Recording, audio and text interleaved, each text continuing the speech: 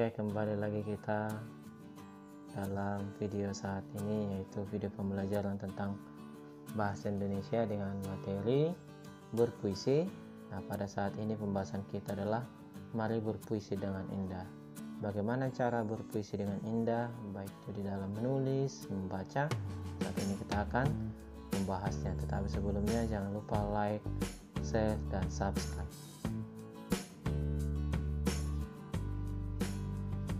Baiklah, yang menjadi tujuan pembelajaran kita pada saat ini adalah siswa diharapkan mampu untuk menyajikan gagasan, perasaan, pendapat dalam bentuk puisi dengan memperhatikan unsur-unsur pembangunnya.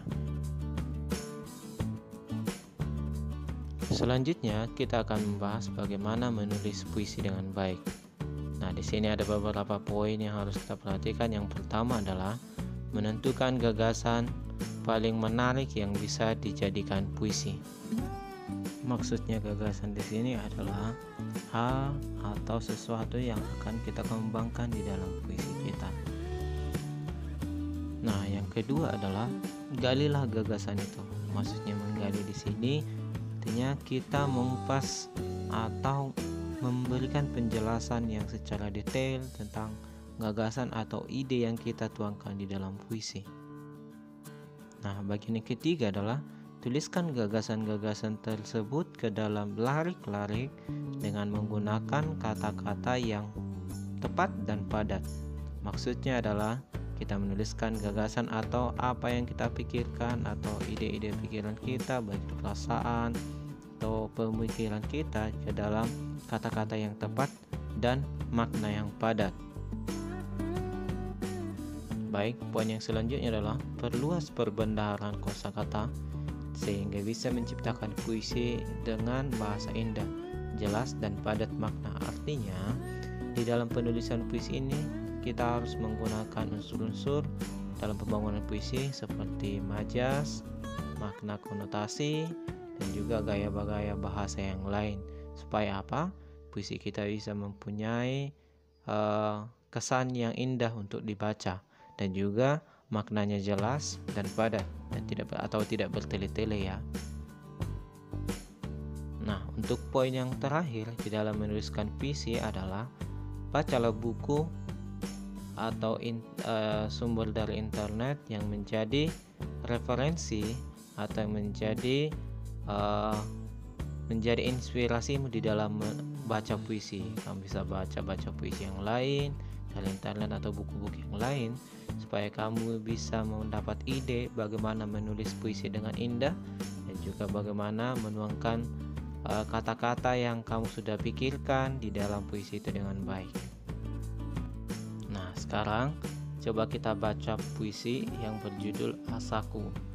Nah, ini adalah puisi yang simple yang bisa kita baca, bisa kita lihat nanti unsur kebahasaan yang ada di dalam, juga bisa kita lihat bagaimana sih isi puisi ini. Coba perhatikan di baris yang pertama, berlari. Baris yang kedua, ku tembus duri.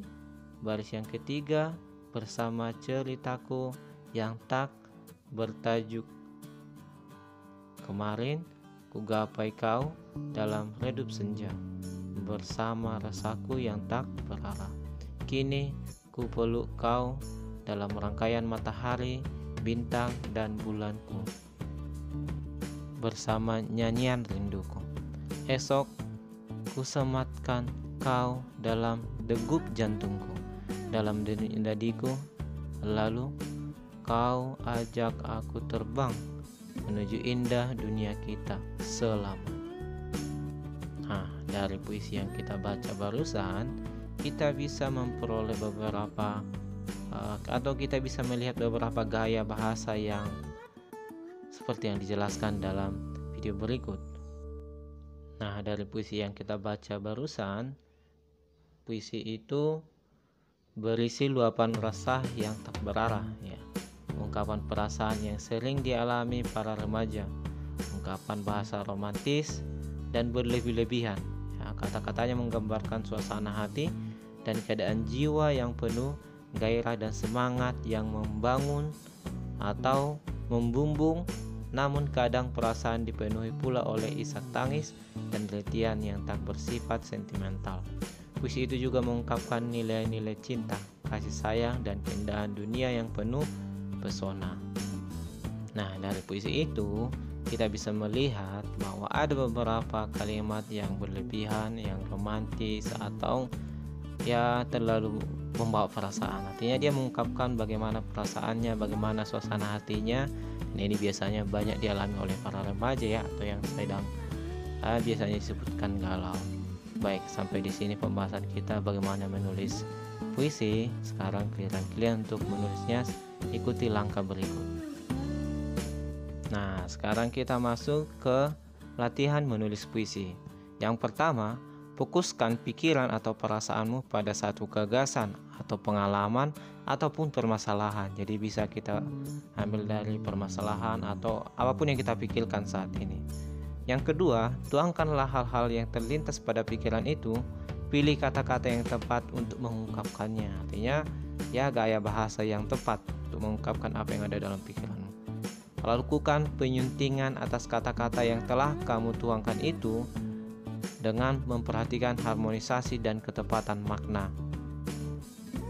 Baik, yang keempat, bacakanlah puisimu itu di depan kamera atau sambil di video dan kirim ke temanmu dan kirim juga ke gurumu atau ke sir ya. Artinya supaya apa? Supaya temanmu bisa menilai puisimu itu. Dengan poin-poin yang akan dinilai temanmu adalah seperti yang ada tertera di poin nomor 5. Baik, nanti setelah kalian menonton video pembelajaran ini, lihat di kolom deskripsi, ada di situ atau nanti dibagikan format penilaian daripada video daripada temanmu.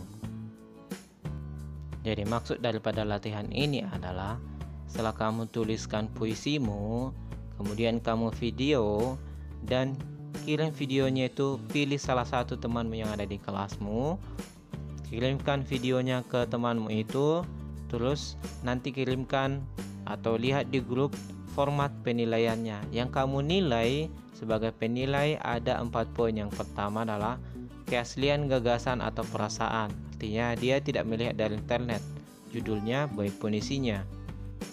Yang kedua, variasi citraan, baik itu visual, auditif, dan kinestetis. Artinya bagaimana perasaan si penyair atau si penulis di dalam puisinya itu, apakah baik visualnya atau baik kedengarannya, baik juga suaranya di dalam membaca dan lain-lainnya dalam pembangunan puisi. Nah, yang ketiga adalah keindahan kata-kata. Lihat kata-katanya apakah indah atau bagus menurutmu, seperti yang kita sudah pelajari sebelumnya, puisi-puisi yang sudah kita bahas sebelumnya. Dan yang terakhir adalah kedapatan makna. Maksudnya di sini adalah apakah kamu mendapatkan makna puisi itu, apakah ada makna yang kamu temukan dalam puisi itu. Nah, nanti akan dikirimkan format penilaiannya. Setelah itu nanti kita akan bahas lagi. Baik, sampai di sini pembelajaran kita. Sampai bertemu di video pembelajaran selanjutnya. Semangat belajarnya dan jangan lupa tetap jaga kesehatan dan tetap berdoa untuk selalu dalam lindungan Tuhan. Terima kasih, jangan lupa like and share dan juga subscribe-nya. Sampai bertemu kembali.